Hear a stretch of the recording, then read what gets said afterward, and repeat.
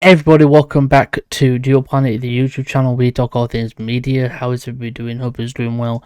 And today, guys, obviously, as always, I'm joined by my fellow co-host, Azteral. Hello, everyone. And today, guys, we'll be reviewing episode 6 of Percy Jackson and the Olympians. We just watched it, and now we're going to review it for you.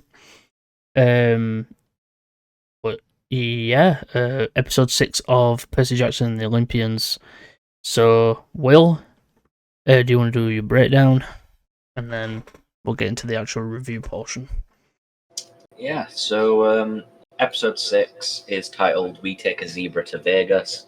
Title makes sense a little bit into the breakdown. We pick up unclear amount of time after the previous episode.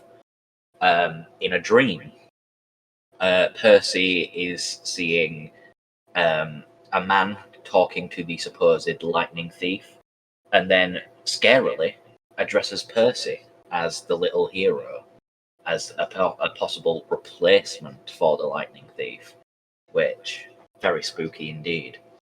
We get a little bit of a tease that something worse is coming, and then when Percy wakes up, we get to see that they're very close to Santa Monica, which means we're not actually sure how long's passed since Ares and the Shield quest.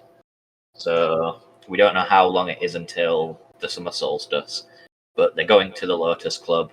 Annabeth and Percy chat with Luke, and we find out that Chiron and Mr. D are trying to keep Camp Half-Blood intact because they're devolving into factions because the war is coming.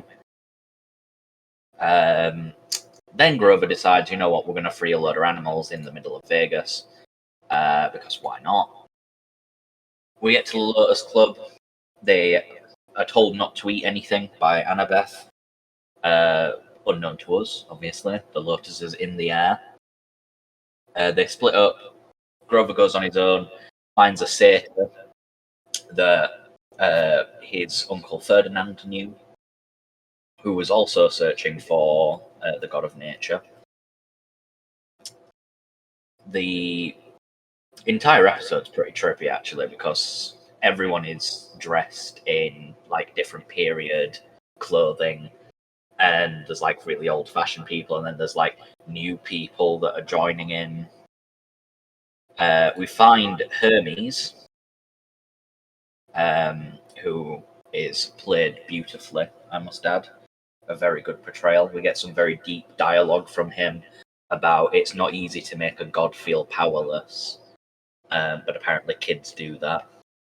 Annabeth pickpockets him because she's Annabeth, and then they go find Grover, who everyone's forgetting because the Lotus Flower's in the air. They have been there for days. Thursday has arrived, and Percy doesn't know it yet, but the summer solstice has come and gone, and the war is gearing up to begin. They decide that they're going to take Hermes' cab, who obviously knows that Annabeth stole his keys because he's the god of thieves. Which, if you didn't know, is not only the god that delivers the mail, but he's also the god of thieves, because thieves need to be fast and light on their feet, and Hermes is partially the god of speed, really, because he's able to manipulate time and space. Anyway, they get out of the parking lot after a very hilarious section where Percy keeps crashing because it's Percy Jackson. They nearly get hit by a truck, but the cab teleports to a beach. Percy dives down into the water. You get a nice little proud Annabeth and Grover moment where they stand and watch him as he goes to drown. He swims down and he meets the same person that he met in the river in episode 4. Yeah, episode 4 and episode 5. They have a little chat. She says that his dad waited as long as he could, but he's gone to marshal his forces because Zeus is ready for war. She releases Percy from his quest, but Percy's not having none of that bullshit. He's like, no, this is too important. People have got plans for after the Master Ball, after the war. If I can stop them, I have to try. She compares him to his dad, saying that he's willful, and he's given 4 little baubles that will help him escape the underworld. Him, Annabeth, Grover, and of course his mother. And that's where we sort of end episode 6, is with the notion that next episode we're going to go to the underworld. There's a little teaser at the end, so we know we're going to see Cerberus, we're going to see some creepy women, we're going to see a massive gate, and something that I'm really excited for, we're going to see Ares with his 2-handed greatsword ready to fight Percy and Annabeth and Grover, and I think that's going to be very, very good. This episode, by the way, is probably my favourite so far. I really, really like the portrayal of Hermes and his little discussion about not just being a god, but also being a father. And the way that he talks about how, even though he's one of the most powerful people in the universe, being a god, he still feels powerless when it comes to his kid. Yeah. Like, he loves Luke, but like, obviously Zeus banned gods from interacting with their children, having anything to do with them. So really, they're allowed. So some gods really, they do interact with their kids, but in secret. Now and again, so like Zeus, not Zeus, like Hermes that one time when he were there, Poseidon with Percy, him, being there and that. So like it's now and again, it's random, but like they still do have moments where they do talk to their kids, and technically still, when you think about it, the interaction when they're claimed is the same as well. So episode wise, I thought this episode was really good. I really liked the difference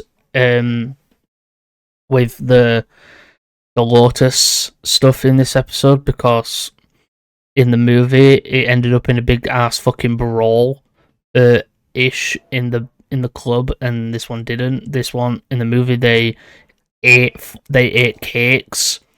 In this one it's in the air, which makes it better. Hermes definitely very well casted. I think he did an amazing job. Well,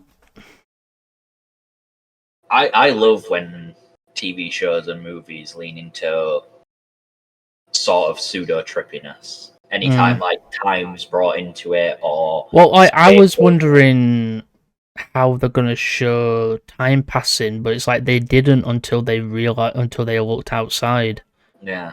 But like it was cool to see, and then they like the kids and that didn't point out that everybody in the place was wearing different style of clothing. I think that's probably the first thing that the flower targets is your ability to discern like stuff that's out of place. Because that was one of the first things I noticed when they started walking down the thing is there's people in there that are dressed like they're from 1920s. Yeah, I saw a guy in like this very fancy suit walking, and this woman wearing a dress and both of them dressed like they're from 80s, 90s or ish times, and I was like, that doesn't seem right. But then you've got Percy and Annabeth and Grover like acting like it looks normal. Yeah. And like no, and then they've got that other satyr who's there as well, and he was bit interesting of a character. I'd say that. The fact that Grover ended up ruining people's days by putting animals on the road. Well, one of the interesting things that was said was after Grover was pulled out of the VR game that they find him in, he talks about how he was searching for Pan on the thing. And one of the interesting things is the older satyr seemed to be luring him to that area. Yeah.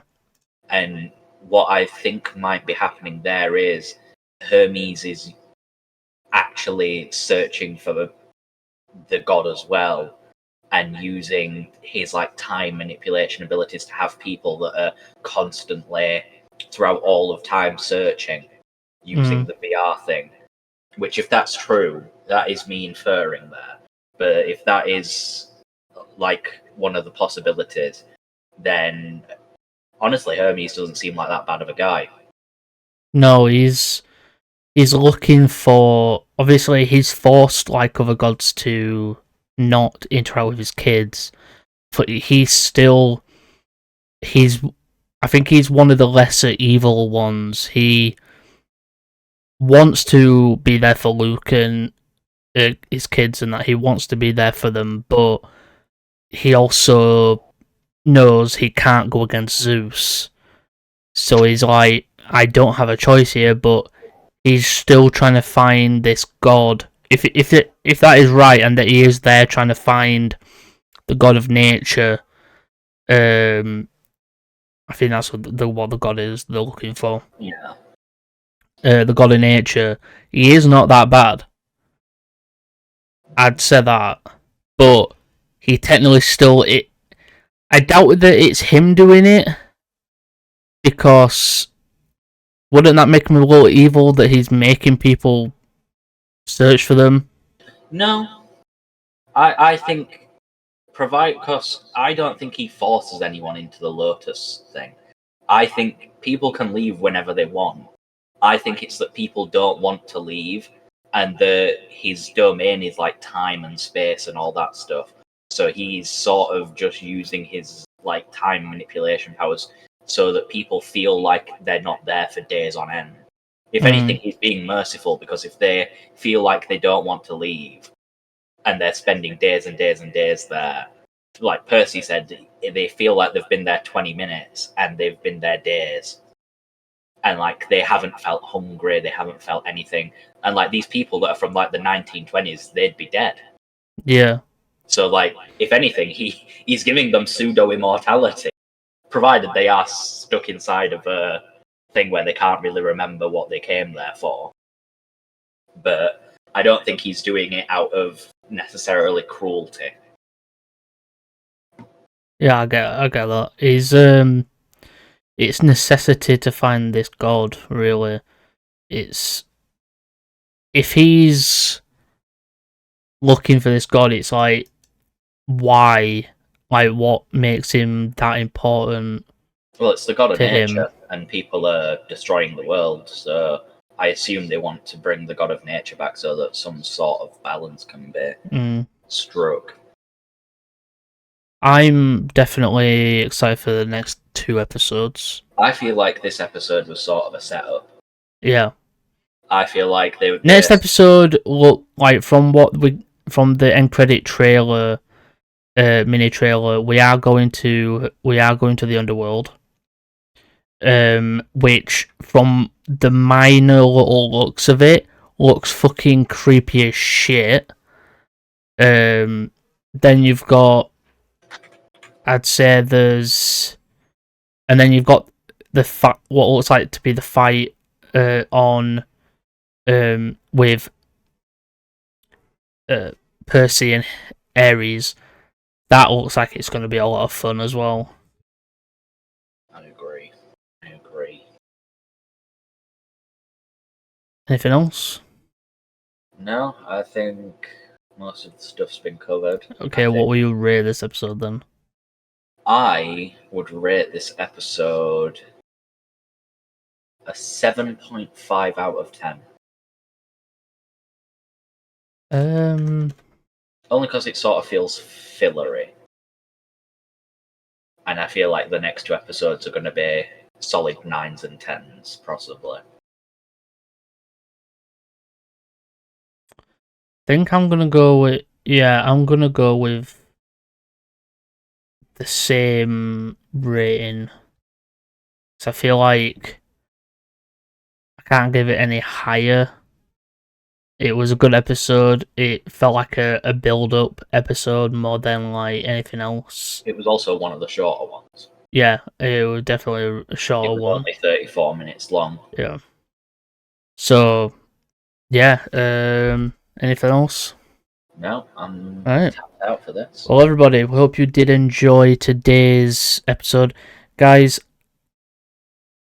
I think it's not Thursday, it's Saturday for you guys. Can't wait for this.